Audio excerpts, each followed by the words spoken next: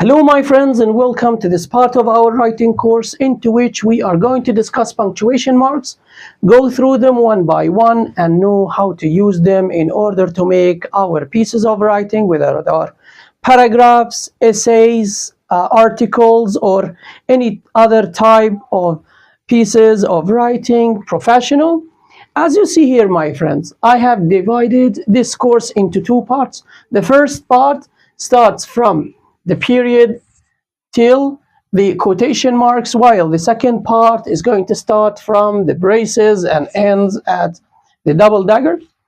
Actually, my friends, the idea of this course came from, let's say, well, my friends, to tell the truth, my friends, the idea of this course came from an article I have read about 3 or 4 months ago in one of the famous periodics that is interested in English literature, and highlighted that more than 90% of English learners, whether those who are learning English for academic reasons, for example, to take the IELTS, the TOEFL, the PTE, or the proficiency exams of the universities, or those who want to prepare their thesis in master degree or PhD, or even publish some articles, or they are even interested in English literature, or those who are learning English to develop their writing skills. More than 90% of them, my friends, couldn't recognize how to use most of the common punctuation marks, like the question mark, like the exclamation point, the dash, and some of them didn't know even what the semicolon is. In this course, my friends, we are going to have classes, separated and independent ones. In each class, we are going to take one of these punctuation marks in isolation, study it, dissect it into depth, and know when to use it and when not to use it, and the most common mistakes some students have been making in the IELTS, PTE, TOEFL, and proficiency exams, or those who are publishing their articles in the most famous periodics in the world. Now, my friends, which one of these punctuation mark we are going to talk about today? I will give you the choice to choose. Well, correct. We are going to talk about this one. Now, my friends, let's start talk about it and dissect it into depth.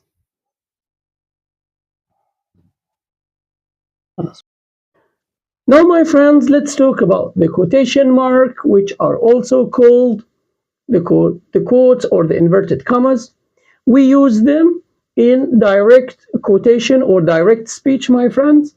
We have this example: Sarah said, "I will not go to the party." In here, my friends, we literally report what Sarah said, word by word, and this type of quotation is called the direct speech, because in the indirect speech we should transfer, for example, I into she, will into would, and we should consider the tenses and the pronouns. But here, my friends, as I said, we report what she said letter by letter. The second use, my friends, here in titles of short works like articles, songs, and stories.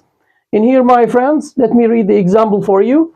My favorite song on the album is "A New Day Has Come."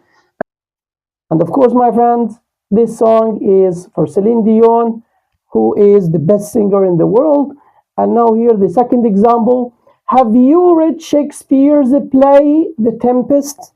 In here, my friends, "A New Day Has Come" and "The Tempest" are the names of a song and let's say a play.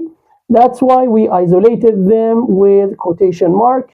In the third use, my friends, here we have special emphasis or irony. Generally, my friends, they are called the scare quotes, which refers to the ironic use of the word. And as you know, irony is to say something and you mean quite the opposite.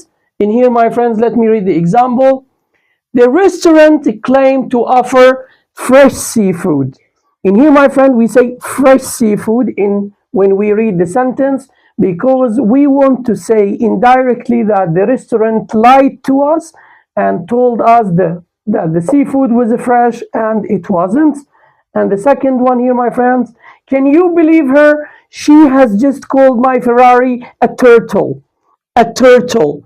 In here, my friends, also we refer to the word turtle as an irony because the Ferrari is the fastest car in the world, as they say. And here, my friends, we use it for ironical purposes. And in the fourth use, my friends, we use it in discussing words as words. For example, here, my friends, we say the pronoun they is used for both people and things in plural. Generally, my friends, when we use they, we say they are my friends, they are my cats. In here, my friends, we use they as a word, not as a pronoun. And we are explaining the word in this example. And for the second example, my friend, we say I is a subject pronoun. And in here again, we use the word I not to refer to someone for me, for myself, but I as a word, and grammatically it's a function word, which is a subject pronoun. The third example, we have dogs is a plural noun. Again, my friends, we use dogs as a normal word here, my friend, and we discuss it in this context. Number 5, we use it in nicknames or specific terms. For example, here we say the term photosynthesis describes how plants convert energy, light into energy. And here, my friends, we enclosed the term photosynthesis with quotation marks so that we say that we are explaining this term by itself. And in here, my friend, we enclosed the term photosynthesis into the quotation mark just to refer or just to emphasize that we are talking about this term specifically. The second one for nicknames here we have this is my nephew. Her nickname is Moody Doody. And before I finish talking about quotation mark, my friends, I would like to talk about something very important. Generally, we have two writing styles, the American one and the British one. In the American one, we use the double quotation commas or the double quotation mark, and in the British, we use the single one. But generally, in the American, if we have a quotation inside another, we use the single one for the subquotation, while in the British one, we use the double one. Now, my friends, let's discuss these two examples. Sarah said, I will come, but my mom said, I will not let you stay for long, so I will go back early. And here, my friends, we report what Sarah said in black, and Sarah reported what her mother told her in red. So we have a quotation inside a quotation. For the American style, we use for the main quotation, we use the double, let's say the double commas or the double quotation mark. For the sub quotation or the inside quotation, we use the single, while the situation is the opposite for the British. And here we have the single for the main one and the double in the inside quotation. Well, that's it for today. My friends, I hope that you have enjoyed watching this video and learned how to use the punctuation mark we explained today. And I hope, my friends, that in the future you are going to be capable of using this punctuation mark correctly and precisely and accurately in the pieces of writing you are going to go through in the future. Again, my friends, allow me before I finish this class to remind you of the importance of punctuation marks course for all English learners, whether those who are preparing for their TOEFL, IELTS, PTE, or proficiency exams, or those who are writing their thesis, articles for PhD and master degree. And also, my friends, for those who are looking for a good job and to improve their careers, which are related to writing. For us, my friends, the English people, punctuation marks are very important, so be careful while using them.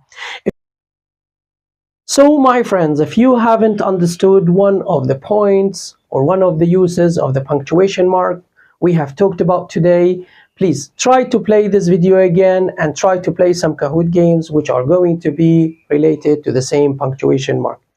Again, my friends, study harder to get better. Thank you and see you in the next class. Goodbye.